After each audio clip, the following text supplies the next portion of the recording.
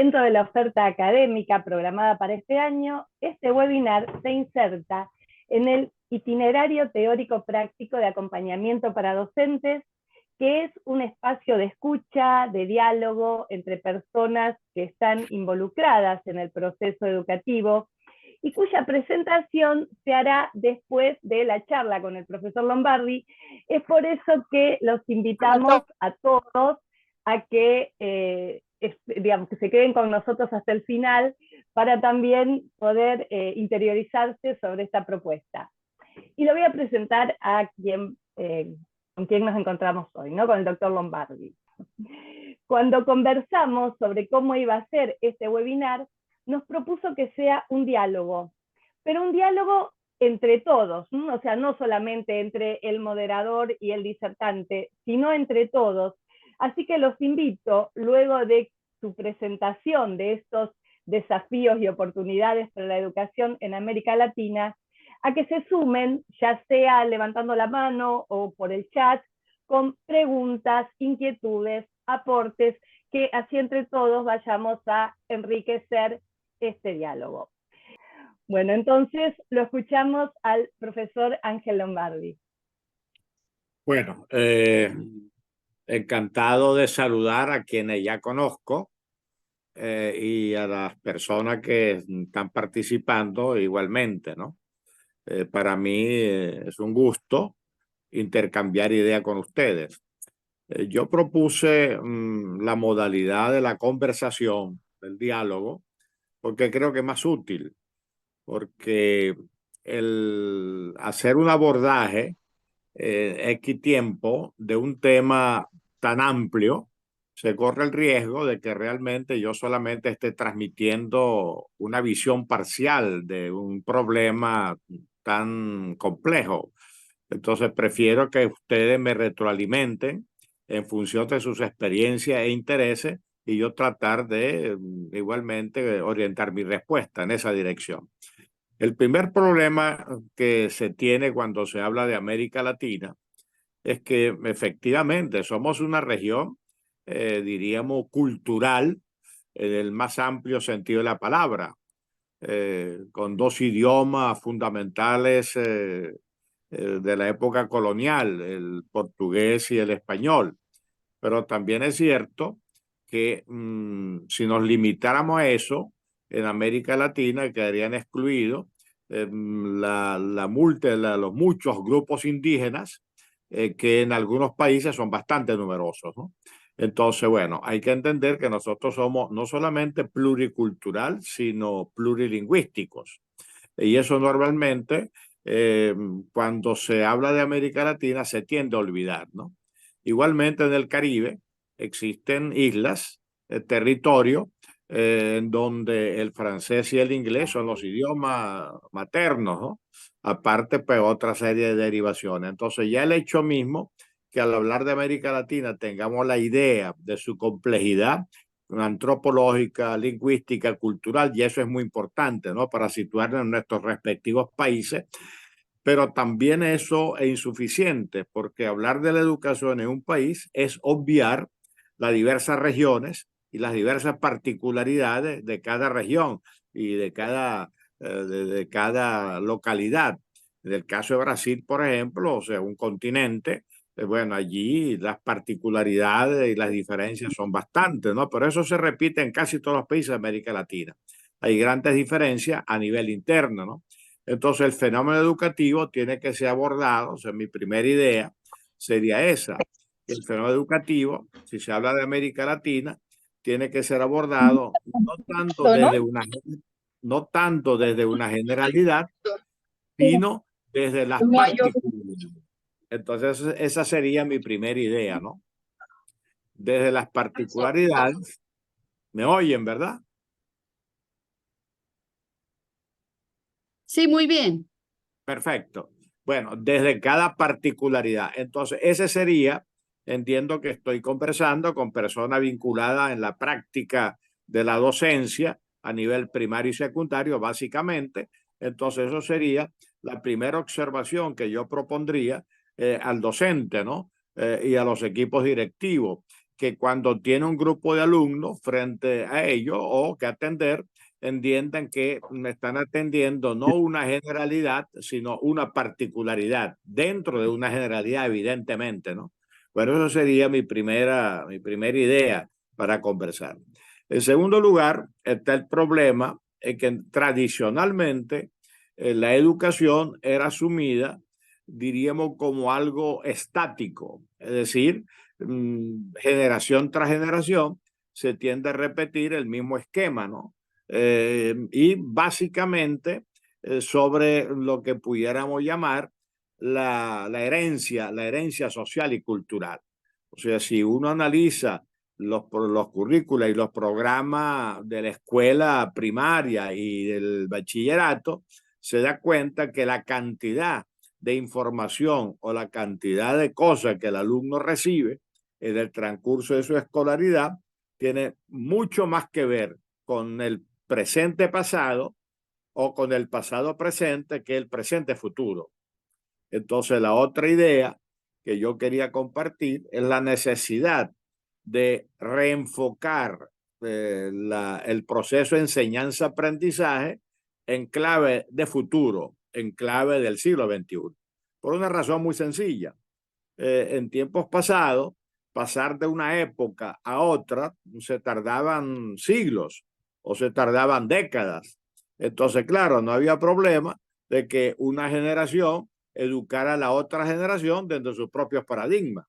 Pero hoy realmente se ha acelerado tanto el cambio tecnocientífico que prácticamente cada año hay una novedad.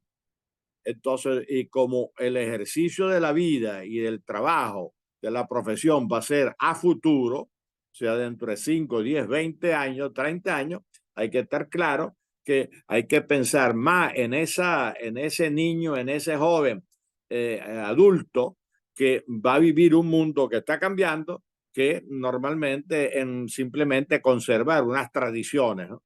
Entonces, la educación tiene que ser, en ese sentido, muy innovadora, muy atrevida, diría yo, ¿no? Porque hay que ser muy creativa, porque prácticamente hay que estar creando y recreando en el aula y en la discusión de los institutos, de los colegios y liceos, una discusión permanente. Porque si nos atenemos al currículum normal, sabemos que el currículum lo elabora el Estado. O sea, hay un condicionamiento preestablecido por el Estado y el Estado actual, el Estado contemporáneo, es un Estado que responde todavía a una idea muy anacrónica de la nación, en donde se le da mucho peso al pasado, se le da mucho peso a las tradiciones.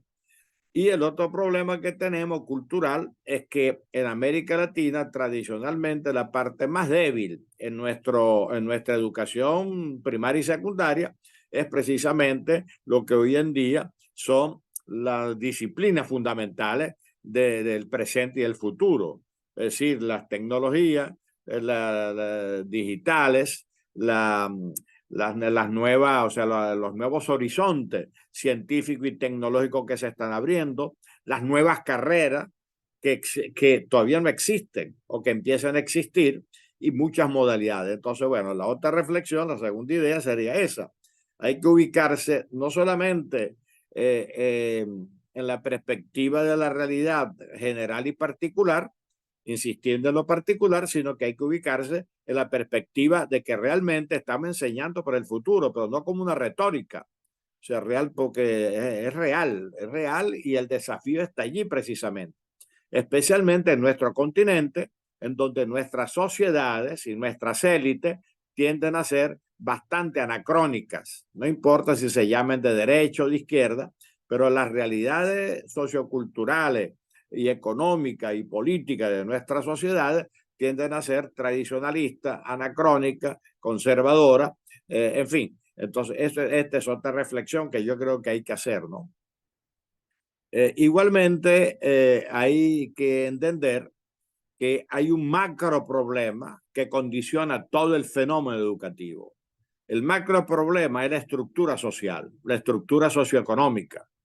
O sea, realmente no existe, igual que no existe un niño, un joven estándar, porque repito, hay una diversidad antropológica cultural, tampoco existe, o sea, un patrón único, lo que nos obliga a un gran ejercicio de visión, de diálogo, ¿no? De apertura, ¿no? Y eso nos tiene que llevar a nosotros a preguntarnos siempre, educar educar a quién, pero para qué y en qué contexto. Entonces, insisto, mi tercera idea sería reflexionar sobre el contexto, no solamente en términos culturales, como ya hacíamos referencia, problema de la lengua materna, etcétera, sino en el contexto de la desigualdad. El gran problema estructural de América Latina en términos socioeconómico y político es la enorme desigualdad. De hecho, está calificado como el continente más desigual del mundo.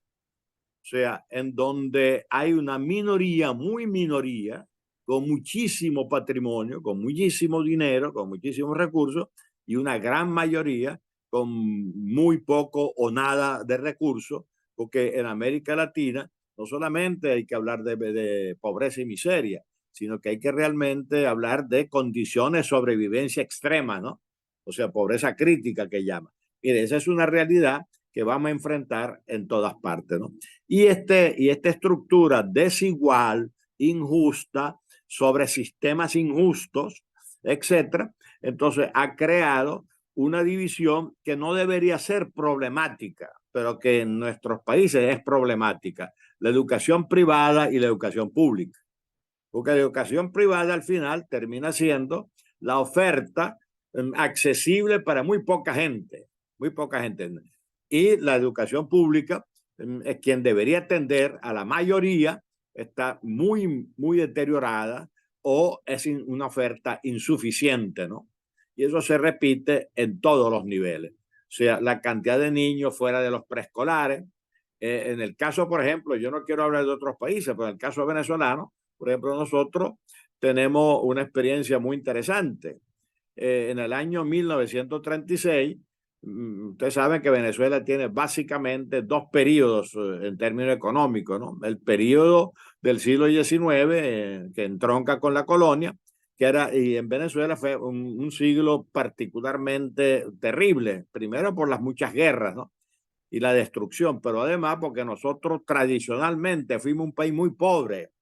O sea, no tuvimos el oro de los incas ni de los aztecas, en fin, éramos un país modesto, muy modesto.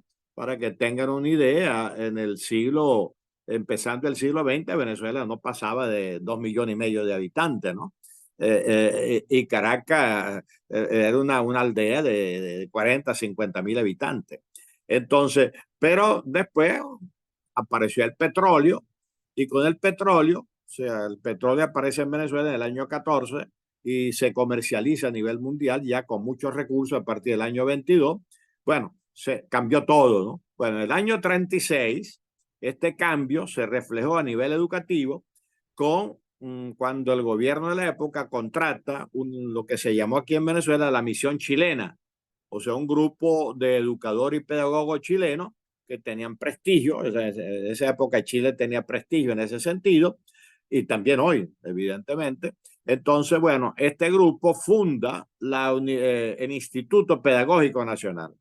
Y a partir del 36 se creó un proyecto de educación popular universal. O sea, la educación pública era la dominante en cantidad y en calidad.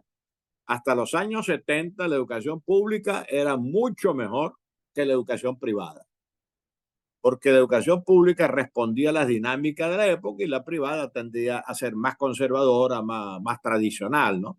Bueno, eso lamentablemente ha cambiado en los últimos 30 años.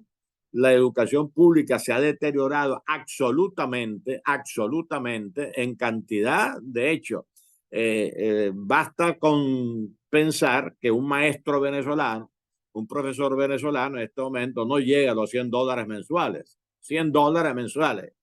Es decir, está condenado a la pobreza, y casi todas las instituciones públicas están abandonadas, educativas, están abandonadas.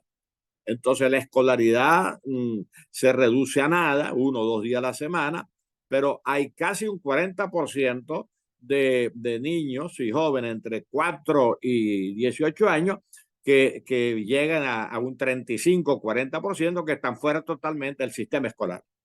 Si a eso se agrega el problema de la emigración forzada, casi 8 millones de venezolanos que han salido del país en los últimos 10, 15 años, entonces nos damos cuenta que en ese salir del país hay muchos jóvenes, muchos niños que o no estaban en el sistema o tienen que abandonar el sistema y para reinsertarse en el otro país va a llevar un tiempo, ¿no? De pérdida de escolaridad.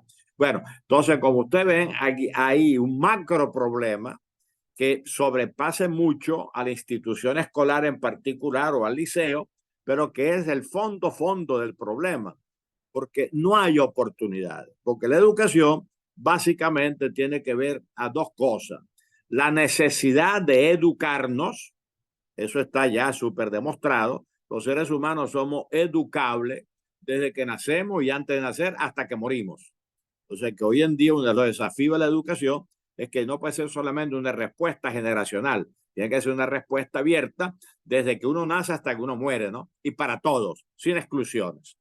Entonces, para que eso suceda, evidentemente eso está muy vinculado al sistema sociopolítico y al sistema socioeconómico, que hasta que estas desigualdades no son atacadas de raíz, realmente va a crear una situación sumamente complicada para los sistemas educativos que no pasarían de ser sistemas imperfectos, incompletos y remediales. Entonces, bueno, un poco eso sería un poco la visión general que yo pudiera aportar en esta brevísima introducción para suscitar una discusión, una conversación. Bueno, muchísimas gracias por esta introducción tan enriquecedora, tan iluminadora también, ¿no? Y que más allá de, bueno, enfocarse en, como en este último ejemplo, en Venezuela, sabemos que es una realidad que se extiende a toda América Latina. Bueno, queda abierta entonces para preguntas. O sea, pueden levantar la mano y preguntar o preguntar a través del chat. Así aprovechamos todas las sabidurías del profesor. Pat, por favor, sí. Buenas noches, un gusto, profesor Lombardi. Mi nombre es Patricia Santoyani, soy argentina. Encantado. Y igualmente, me hacía mucho sentido todo lo que usted decía y a la vez justamente es eso lo que nos motiva desde Sofía a mirar estas llagas del continente en clave de educación y tratar de aportar un poco de luz, un poco de esperanza, ¿no? De todo lo que usted decía emergían más que nada los desafíos, o mejor dicho, las debilidades, ¿no? Las vulnerabilidades. Pero algo que usted dijo, se podría profundizar mucho, ¿no? Pero algo que usted dijo me hizo pensar como una posibilidad de una oportunidad que nos da este continente en su diversidad cultural. ¿Cómo usted vería, cómo usted ve en clave de futuro, presente y futuro, la educación intercultural? Bueno, yo creo que es importantísima porque en el contexto actual y futuro de la globalización, realmente eso nos obliga a salir de los eurocentrismos antropológicos. Perdón, eurocentrismo, el eurocentrismo europeo y los centrismos antropológicos, ¿no? O sea, hay que entender que la cultura ya no se puede hablar de alta y baja cultura, que es una tontería, ¿no? Todo lo humano es cultural y todo lo cultural es universal, ¿no? Desde lo particular. Entonces, es muy, muy importante acentuar ese tipo de cosas hacia dentro de un país determinado y hacia afuera. Por ejemplo, el ejercicio desde muy temprano de otro idioma o de varios idiomas es muy importante. Igual que anteriormente en la tradición europea era fundamental estudiar griego y latín, hoy en día es fundamental Por ejemplo, si se quiere crear un educador para ciertos lugares determinados en donde las etnias indígenas son predominantes, evidentemente que no puede llegar con los patrones lingüísticos y culturales metropolitanos, urbanos, etcétera, ¿no? Tiene que entender, o sea, en qué contexto va a trabajar, que es una lengua, como usted sabe, no solamente es una lengua, sino es un mundo. Una cultura implica una mentalidad, una conducta, ¿no? Entonces, bueno, es muy importante. Igualmente, por ejemplo, cuando uno dice hay que aprender inglés, bueno, porque no porque me gusta el inglés, sino porque la realidad del mundo de hoy, globalizado, el idioma de la comunicación a nivel global más importante es el inglés. ¿Por qué digo esto? Porque hoy en día uno puede estudiar en un país, pero no sabe dónde va a vivir o dónde va a trabajar. O sea que hay una movilidad, no solamente como antes se decía campo-ciudad, sino que hoy en día hay una movilidad campo-urbana, pero también urbana metropolitana y también internacional. Entonces, cuando uno está educando a alguien desde el primer momento, él tiene que tener idea de que de pronto en su horizonte vital, él no lo sabe, ni uno tampoco, pero que en su horizonte vital se le van a presentar oportunidades fuera de su país, no solamente ya fuera de su aldea o de su ciudad, sino fuera de su país. Entonces, bueno, estamos contribuyendo desde el primer momento a ir creando una persona educada en clave futuro. Eso es lo que quiere significar clave de futuro, ¿no? O sea, identificar las tendencias globales y a ver cómo cada país, cada región va generando respuestas. Así que me parece sumamente clave incorporar lo de la interculturalidad en el sentido más amplio, ¿no?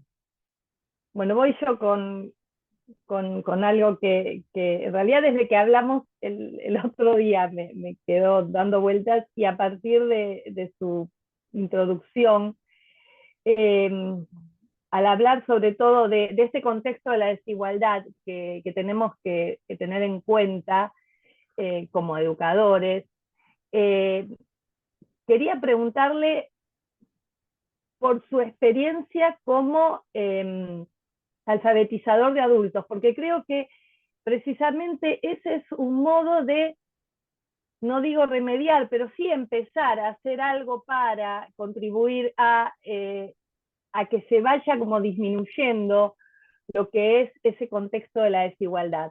Entonces, como experiencia me resulta bastante enriquecedora en función de que lamentablemente en muchos de nuestros países todavía hay índices de analfabetismo, ¿no? A pesar de los años, digamos, en Argentina tenemos una educación que se caracterizó por pública, por llegar a todo desde fines del siglo XIX, y todavía hoy sigue habiendo analfabetismo, y incluso creciendo más que años anteriores.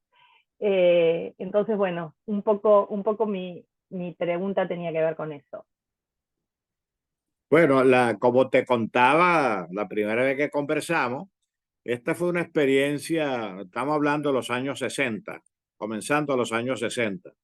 Yo estudiaba bachillerato, los 2 últimos años de bachillerato, entonces en Venezuela se inició una campaña de alfabetización de la población de manera general. Entonces, lógicamente, no había maestros suficientes preparados para alfabetizar, entonces se recurrieron a los bachilleros, los que nos íbamos a graduar.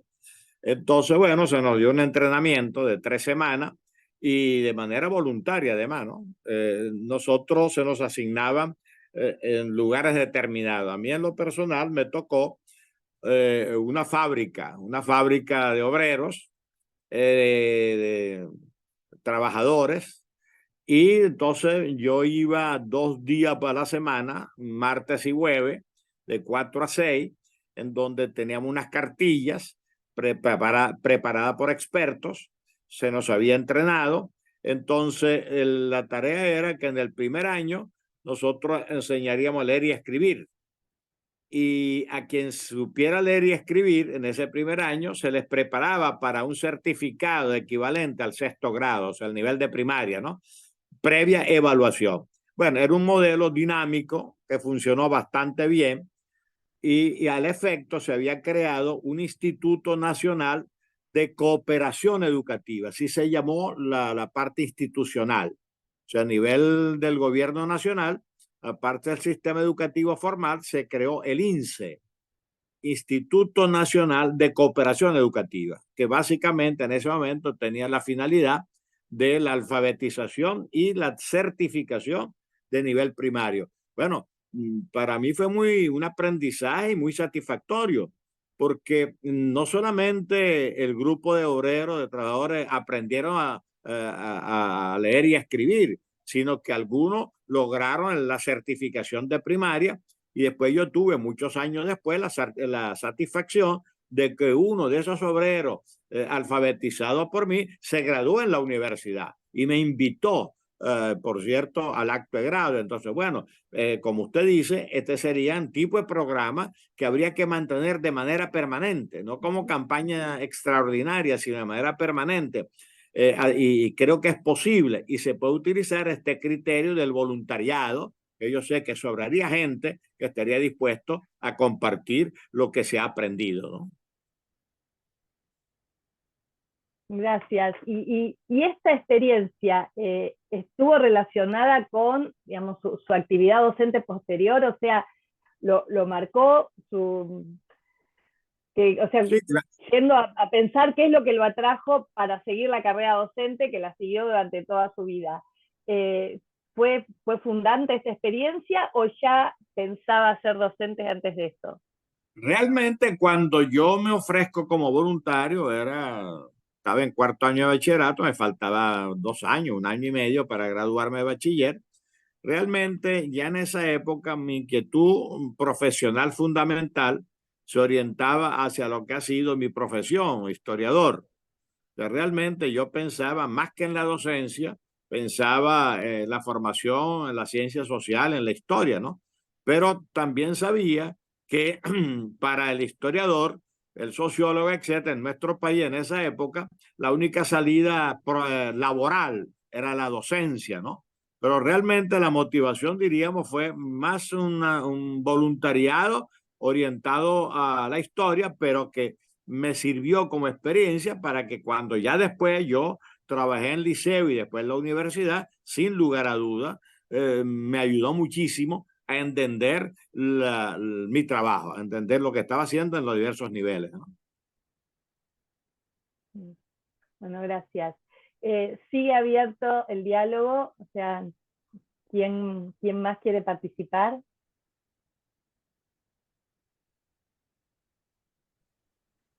Yo quisiera conectarme con el discurso de la alfabetización y hablar de otro tipo de analfabetismo, que es el analfabetismo digital, que también está generando una brecha enorme.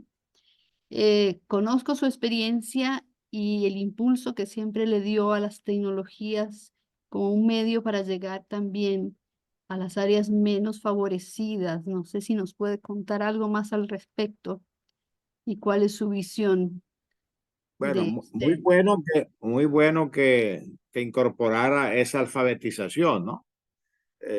Allí tenemos una ventaja.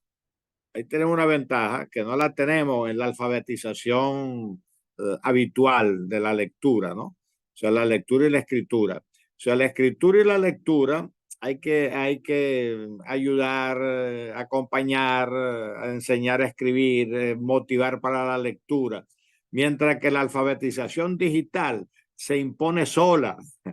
O sea, ningún niño, afortunadamente, inclusive en los sectores populares, de una u otra manera se hace accesible al artefacto digital, por muy simple que sea. Entonces, es muy difícil realmente que un joven de hoy, no importa su nivel social, ignore de alguna manera la necesidad de lo digital, de lo tecnológico. Eso es una ventaja, es una ventaja. Lógicamente, también allí influye el factor económico, el factor cultural. O sea, hay más facilidad, quien tiene acceso a los artefactos de vanguardia, más completos, etcétera, y menos acceso. Pero hoy en día, repito, ¿no? Yo, en mi experiencia, aquí conozco gente de todos los sectores sociales y de los sectores populares y realmente no consigo a casi nadie que de alguna u otra manera no tenga la experiencia y la motivación de lo tecnológico, ¿no? Bueno, ahí hay una ventaja. Ahora, ¿qué es lo que habría que hacer allí? Bueno, facilitar el acceso a esas tecnologías, a esos artefactos, a esos objetos, y al mismo tiempo ir orientando un poquito sobre la utilidad. Yo conozco un señor muy humilde, pero que él tiene su telefonito, entonces él estaba convencido que solamente era un teléfono portátil, y tenía ahí muchas aplicaciones. Bueno, alguien tuvo que explicarle, mira, tienes esto, lo otro. Bueno, eso fue para él una alegría al descubrir que en el telefonito tenía un montón de cosas, ¿no? Bueno, ese otro tipo de planteamiento que habría que hacerse. Pero repito, hay una ventaja en la alfabetización digital. Hay una predisposición natural, natural no, perdón, hay una predisposición cultural y hasta económica, porque lógicamente el mercadeo de las tecnologías permea todos los espacios, ¿no?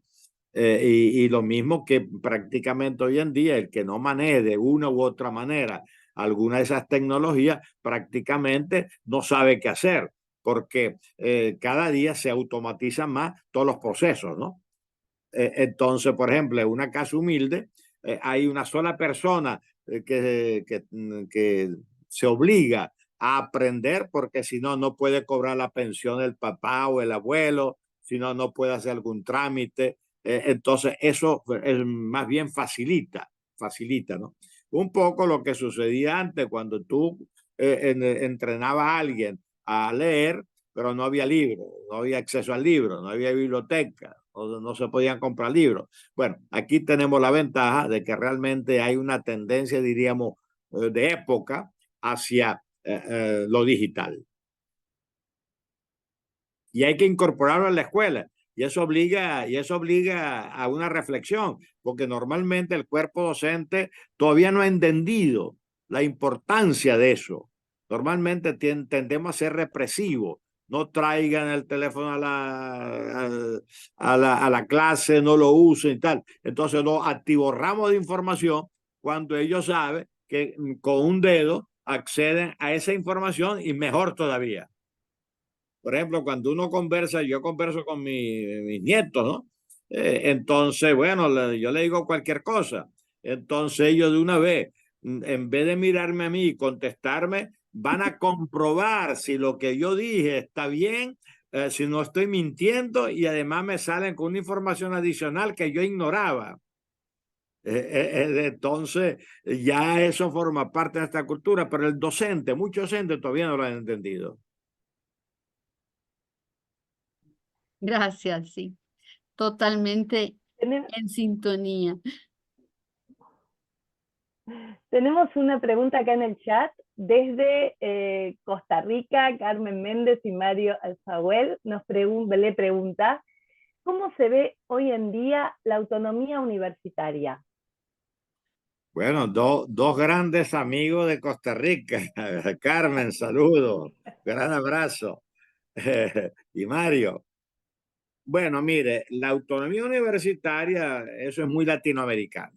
Eso es muy latinoamericano, porque si bien en el mundo ha existido y existe la libertad de cátedra, la libertad de pensamiento, especialmente en la tradición occidental de los modelos democráticos, pero la autonomía en América Latina adquirió no solamente el sentido clásico de libertad de expresión, pensamiento, etcétera, sino que también el sentido político de crear un espacio de libertad, normalmente en países en donde lo que había eran dictaduras. O sea que eso hay que entenderlo, ¿no?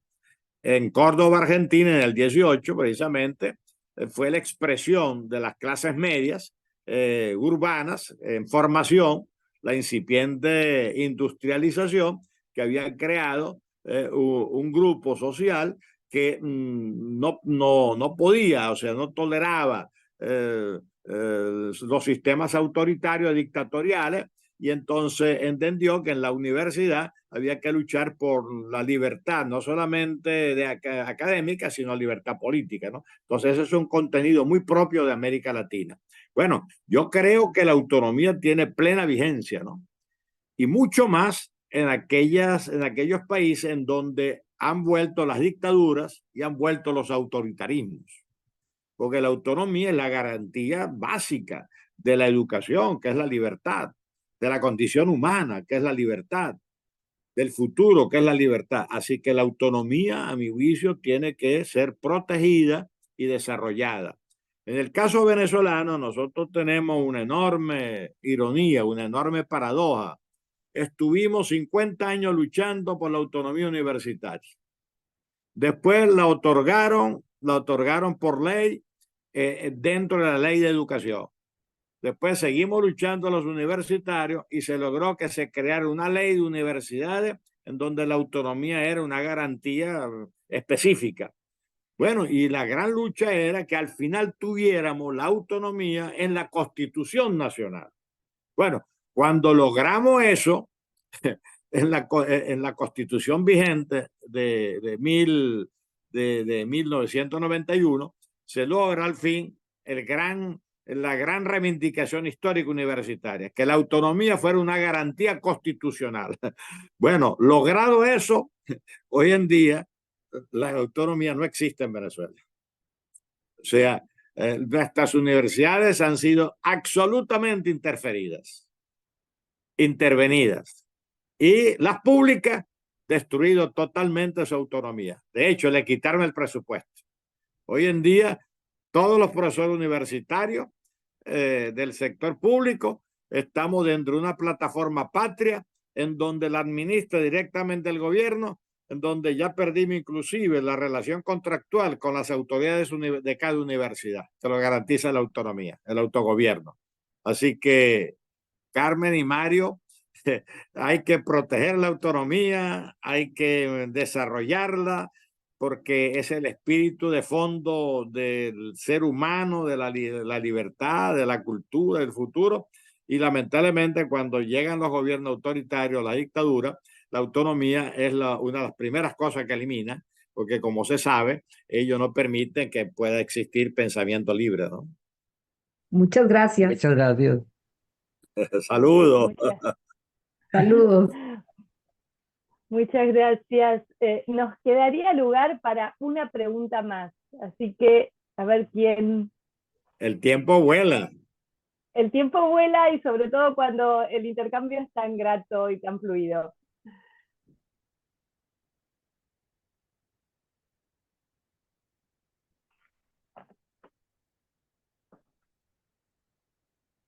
¿Mm? Bueno, Entonces le aprovecho pedí. yo. Dale, Eso, Liliana, dale. No, dale. ay, Liliana Caradona. Hola, buenas noches. Ante todo, muchas gracias porque es muy interesante todo el panorama que nos está planteando, profesor, y la coincidencia que hay con todos nuestros países. Me queda una pregunta del planteo, me quedarían muchas preguntas, pero en función de lo que usted estuvo comentando, me interesaría saber cómo ve el rol docente en nuestra América Latina, la valorización de la tarea educativa por parte de la sociedad y el desafío actual que nosotros tenemos como docentes en función de este futuro que se nos viene encima, como usted muy bien planteaba, de estos cambios vertiginosos y que en realidad tenemos que preparar a nuestros alumnos para algo que nosotros no estamos preparados tampoco. Saludos, ¿no? Encantado. Argentina. Mire, hay un principio básico cuando se habla de educación. Si quieres educar, primero educa al maestro. Es decir, nadie da lo que no tiene. Entonces, eso nos lleva a plantearnos la formación del educador. Entonces, habría que revisar cómo lo estamos formando.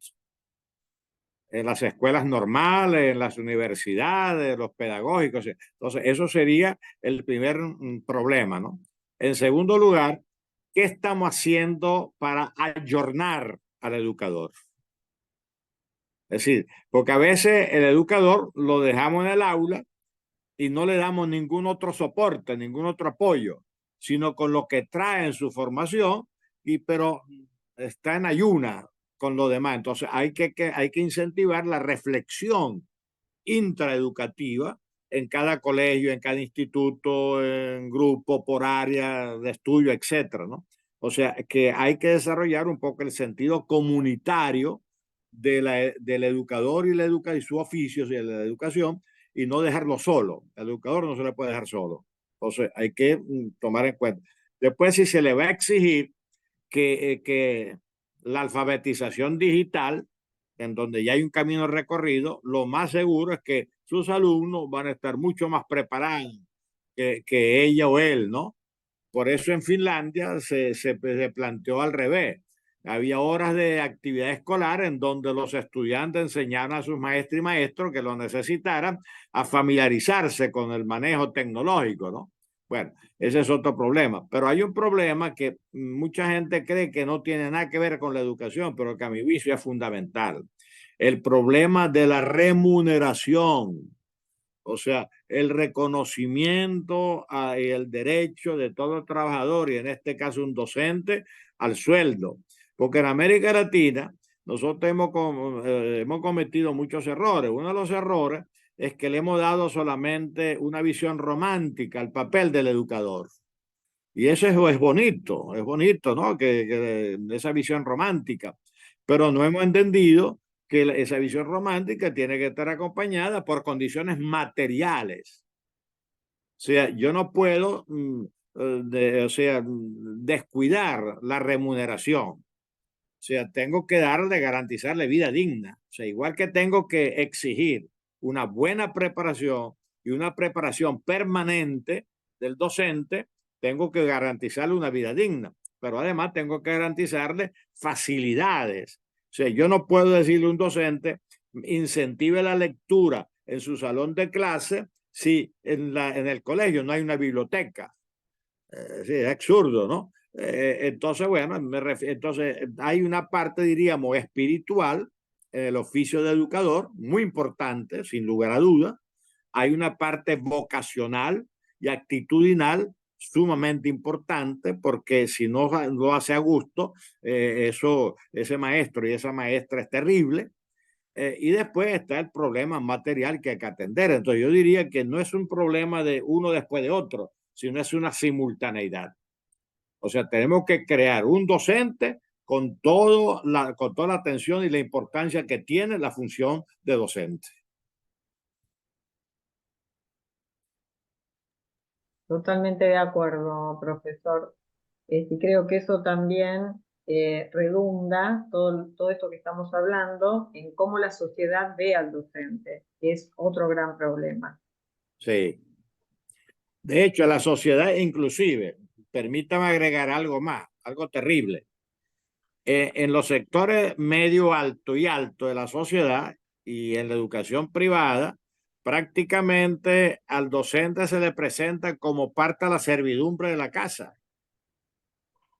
O sea que la relación de muchos alumnos y alumnos del sector privado a un nivel más o menos alto de la sociedad, o sea, ellos no ven al maestro y al profesor, sino como un empleado, porque ellos pagan el colegio. Y esa distorsión se permite en muchos colegios. Eso es terrible. Y a nivel popular, entonces el maestro, o sea, normalmente se le ve en condiciones socioeconómicas tan difíciles que prácticamente, pues realmente, decir, se le somete a un costo adicional al propio trabajo que simplemente ejerce la función docente, ¿no? Entonces hay que cambiar la percepción también de la sociedad y la importancia del docente. Hay una anécdota que cuenta este periodista, creo que es argentino, Oppenheimer, André Oppenheimer. Bueno, él dice, en Singapur, porque él pone mucho como ejemplo a Singapur por algunas cosas, él dice, en Singapur el billete, el dinero, la moneda más importante, de mayor valor, tiene la figura del maestro. O sea, como diciendo, la sociedad reconoce la importancia jerárquica del maestro en la sociedad y en los oficios, ¿no?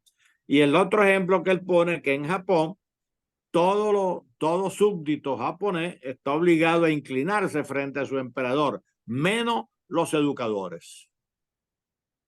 Entonces, bueno, allí hay una respuesta concreta, oriental, con respecto al valor que una sociedad le da al educador.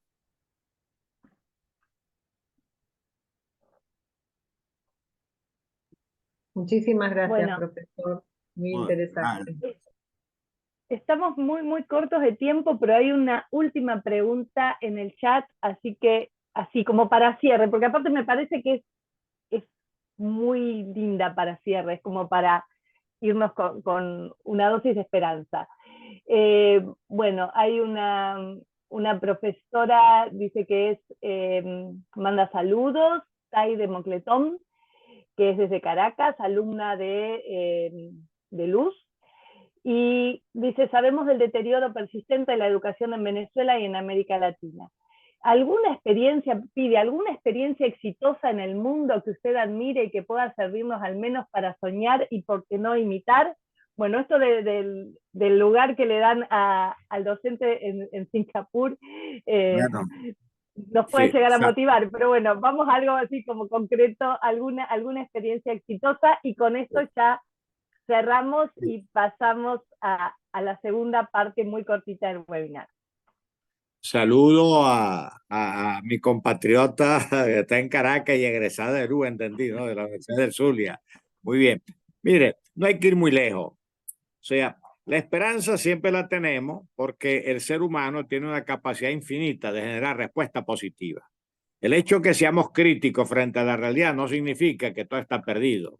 Al contrario, o sea, la crítica no es no es para ponerse a llorar, sino la crítica es para reconocer lo que no estamos haciendo bien o lo insuficiente para hacer lo correcto y lo suficiente. Así que la esperanza es inextinguible en la condición humana y eso me parece muy bien, ¿no? Y hay que apostar a eso. Mire, para poner un gran ejemplo, no hay que ir muy lejos. Aquí en Venezuela, repito, hay ejemplos en todas partes del mundo, ¿no? Pero aquí en Venezuela hay un proyecto de la orden religiosa, los jesuitas, que creo que está en otros países, inclusive en África, que aquí se llama Fe y Alegría, y que seguramente, pues, quien pregunte lo conoce. Esta es una educación, un proyecto educativo que lleva adelante la Compañía de Jesús dentro del proyecto educativo de la Iglesia venezolana, que es educación popular. Y el lema de ello es: fe y alegría está donde termina el asfalto. Es decir, en los poblados más pobres, donde no hay carretera, en las barriadas, etcétera, ¿no? Bueno, fe y alegría es de gestión privada, pero totalmente orientada a lo público y atender a los más desasistidos. Y yo diría, el 100% de sus estudiantes son de los sectores populares de mayores carencias, ¿no? Bueno, yo diría que en este momento la mejor educación que está dando en Venezuela, más allá de otros sectores privados y públicos, es precisamente este proyecto, ¿no? Así que bueno, hay que entender que es posible con un mínimo de recursos, pero con ellos preparan a sus maestros, tratan de lograr las mejores condiciones materiales posibles de contratación, están en permanente formación, están en permanente interactuando con las comunidades. Así que realmente en Venezuela tenemos ese excelente proyecto educativo dentro de la realidad nuestra, ¿no? Particular.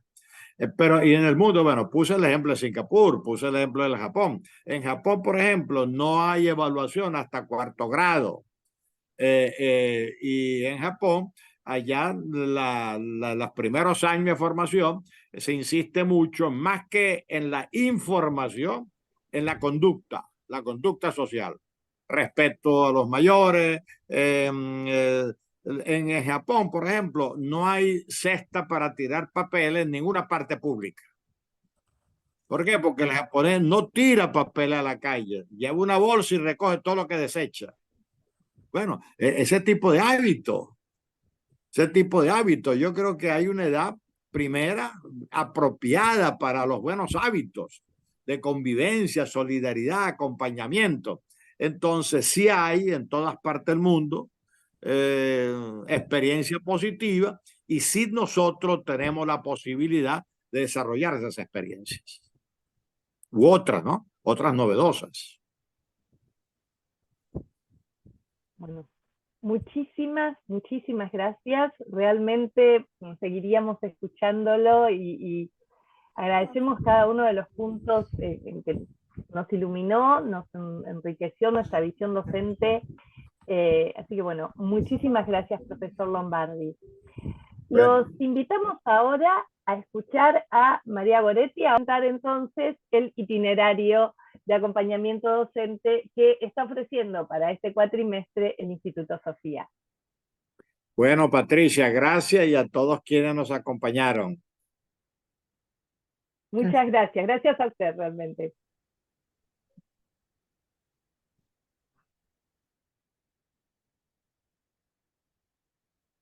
Boa noite a todos e a todas que estão nos ouvindo, participando dessa maravilhosa fala do professor Lombardi, e que eu acredito tenha sido como uma síntese daquilo que nós nos propomos nesse curso, nesse itinerário de acompanhamento.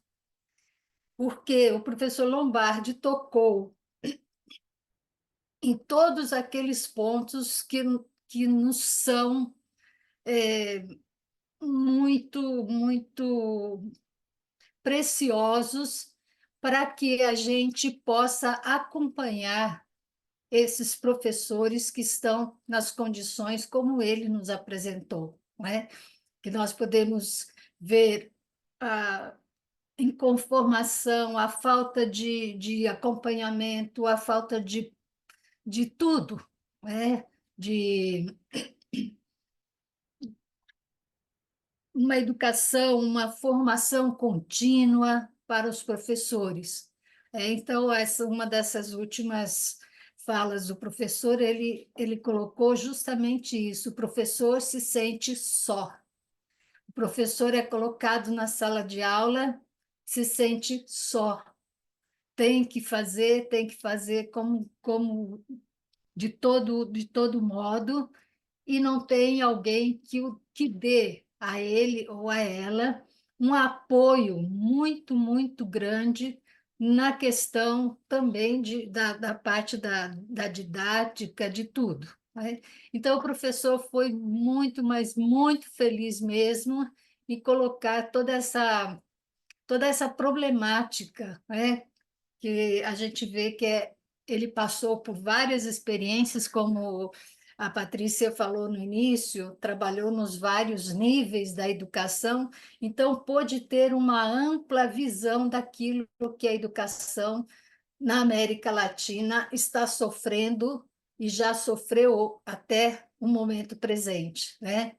Então, foi muito importante a gente ouvir essas considerações do professor. Então, o nosso itinerário de acompanhamento teórico-prático, de acompanhamento aos docentes, em que consiste esse itinerário, né? O itinerário é proposto como um espaço de escuta, porque o professor muitas vezes não tem quem o escute, né? É um espaço de escuta, de diálogo, de autoconhecimento para todos os envolvidos nesse processo educacional. Nesse ponto também, não só o professor, mas todos aqueles que estão envolvidos na educação, a comunidade educativa, como nós gostamos de chamar, né? Então, todo esse autoconhecimento, esse processo de diálogo, de escuta, poderá favorecer a reapropriação no sentido humanizador da educação, que hoje, com o tempo, a gente foi perdendo e em muitos lugares a gente tem apenas a técnica, o método, mas a parte humanizadora da educação nós fomos perdendo, não porque o professor quis perder, não foi isso, mas as várias condições que foram apresentadas até agora, né? Então, o professor, nesse caso, tem que reencontrar-se, reapropriar-se do sentido humanizador da educação e do seu processo transformador. Quer dizer, os docentes, os professores, desde o maternal até universitário, ele deve acreditar que o processo da educação é um processo transformador. Porque se uma escola, uma instituição não transforma os seus alunos, então ela não fez educação, ela apenas passou informação a esses educandos. Né? O curso, nós não podemos nem chamar de curso, porque vai ser um itinerário de acompanhamento, ele vai se desenvolver em 3 módulos, né? Com conteúdos do primeiro módulo, uma visão geral social, sociocultural de desafios e oportunidades, depois o estado atual da educação, a situação atual da educação e as respectivas políticas públicas em cada parte, né, da América Latina, porque nós sabemos que cada país da América Latina tem as suas políticas públicas diferentes umas das outras, dependendo das situações. Agora, essas políticas públicas hoje estão sendo realizadas realmente?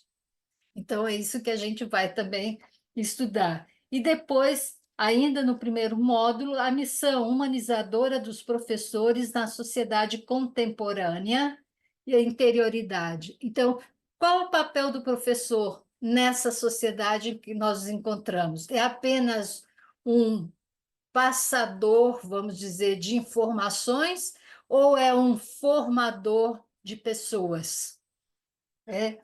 Depois, no segundo módulo, nós vamos trabalhar o autocuidado e a necessidade de condições dignas para o exercício da profissão docente.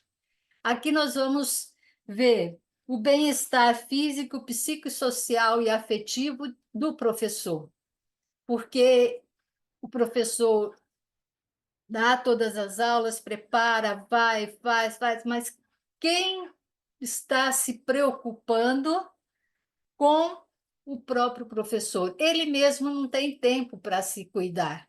Então, temos que ver também esse ponto. O professor precisa de um autocuidado, né, para estar bem, para poder estar bem diante dos seus alunos.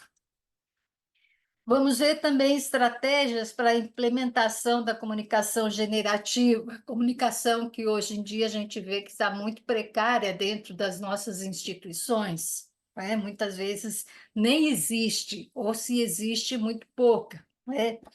Depois também o desafio, a pedagogia relacional na proposta do carisma da unidade.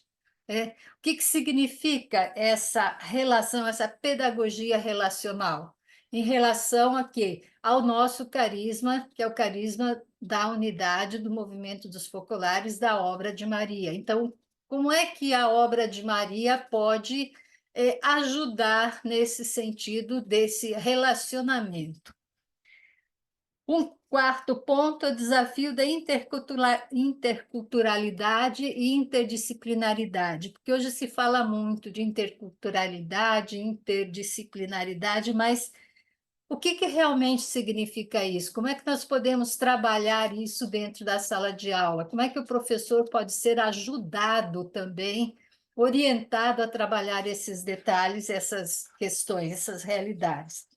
Um terceiro módulo com conteúdos, fundamentos, procedimentos e etapas para a implementação de um diagnóstico contínuo da realidade.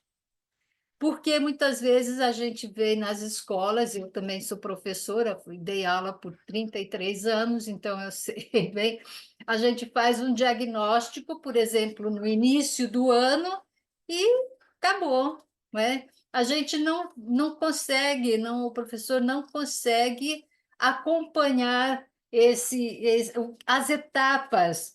Eu estou conseguindo alguma melhora? Os alunos, a comunidade educativa está absorvendo aquilo que nós estamos querendo, estamos oferecendo para eles? Então, é muito importante esse diagnóstico contínuo da realidade. E aí vem o relacionamento com a comunidade, com as famílias, com todos aqueles que têm relação ali com a escola, com a comunidade escolar. Depois, um outro ponto que nós vamos tratar também no terceiro módulo é a prática da mediação pedagógica, né? Então, isso é muito importante também, porque muitas vezes a gente acha que um método serve para toda a classe, para todos os alunos daquela determinada classe. Mas não é assim, porque cada um, cada aluno, tem a sua especialidade, vamos dizer. Cada um aprende a seu modo, cada um aprende no seu ritmo. E não é que nós temos, por exemplo, uma pedagogia, uma metodologia que dê certo para todos. Então, o professor tem que procurar os modos de chegar a cada aluno para que realmente seja convincente, vamos dizer, a sua prática educativa. E depois a descoberta de boas práticas, redes profissionais e propostas pedagógicas baseadas na relacionalidade.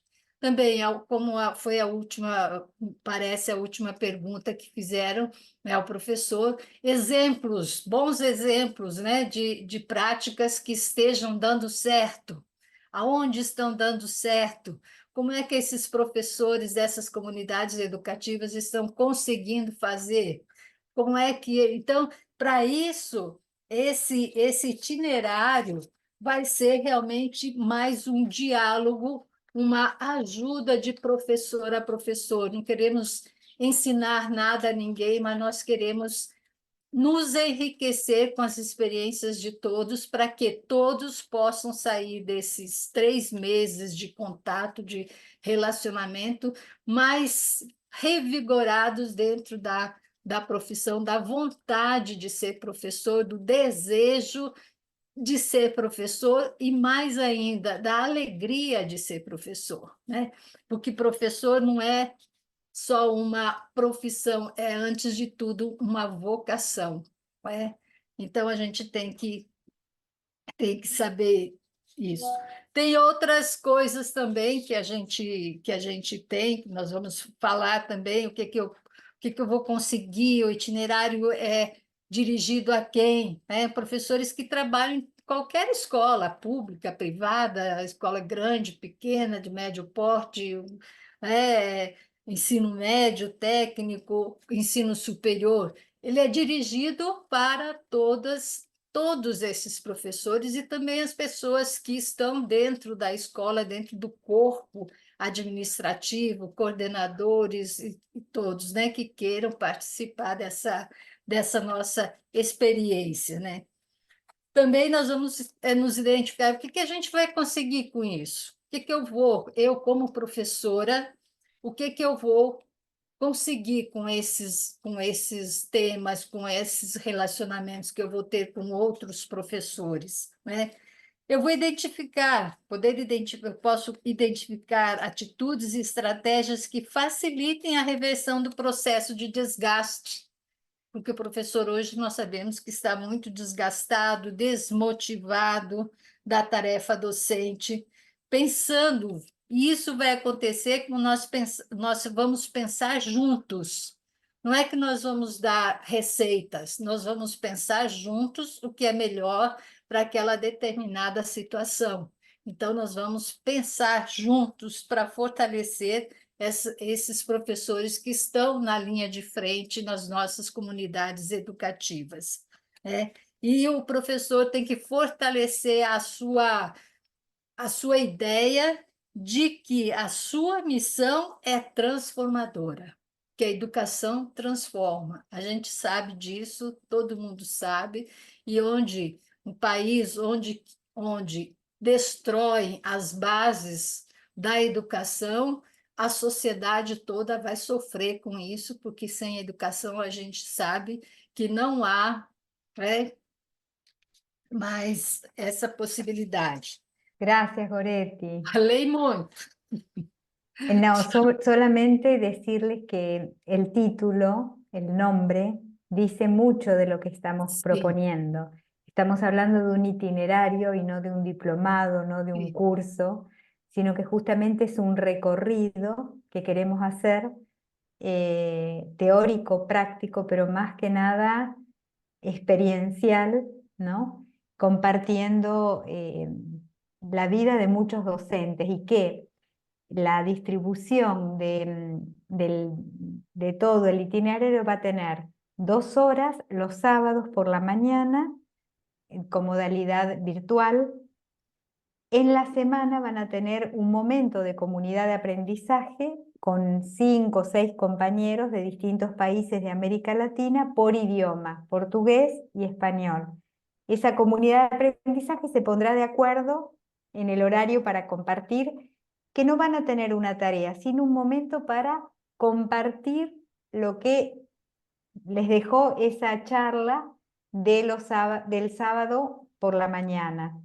Y después, una vez al mes, van a tener un momento personalizado con otro colega, con experiencia, de acuerdo a lo que ustedes más buscan en el itinerario, por ejemplo, conflictos relacionales, conflictos con los directivos, o cuestiones más de mediación pedagógica, o agotamiento, buscan herramientas de espiritualidad, de gestión de las emociones, de acuerdo a lo que ustedes van a expresar que los motivó a inscribirse en el itinerario, vamos a ofrecerles el acompañamiento de un docente con experticia en esa temática.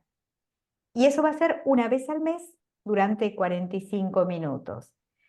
Como queremos que sea un itinerario de acompañamiento, no va a haber evaluación, no es que van a tener que entregar un trabajo, sino la presencia en los encuentros de los sábados, en la comunidad de aprendizaje, este coloquio personal con este acompañante, y les vamos a pedir un registro del recorrido que hacen, una bitácora, que es más experiencial. El curso tiene el valor de un curso de extensión universitaria, y la certificación la da el Instituto Universitario Sofía. Sabemos que el costo para nosotros de América Latina es grande, por más que hemos intentado bajar lo más posible, pero bueno, estamos acá Patricia, estoy yo, está Lilian y está María Goretti, que somos parte del equipo coordinador. A cualquiera de nosotras nos pueden escribir. Está esa dirección de correo electrónico que ustedes habrán visto en toda la folletería que les hemos enviado, que quizás Lilian lo podemos poner ahora en el chat, en la página o el correo. Nos pueden escribir para cualquier consulta, quizás también para acceder a alguna media beca.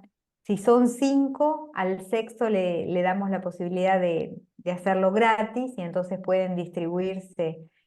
Lo que nos interesa es que no sea lo económico una dificultad para poder participar de esta experiencia. Por lo tanto, nosotras 4 particularmente estamos a disposición para cualquier consulta. Y bueno, siendo latinoamericanos sabemos bien que todo es mucho esfuerzo, ¿no? Pero bueno, queremos que sea un espacio de encuentro, de sentir y pensar, como se dice hoy tanto. Así que les agradecemos muchísimo en nombre de Sofía Alc el haber participado, y Dios quiera que nos podamos ver en el itinerario.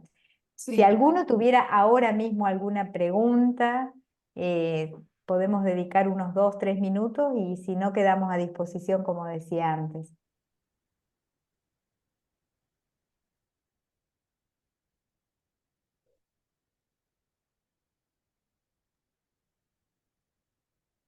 Bien.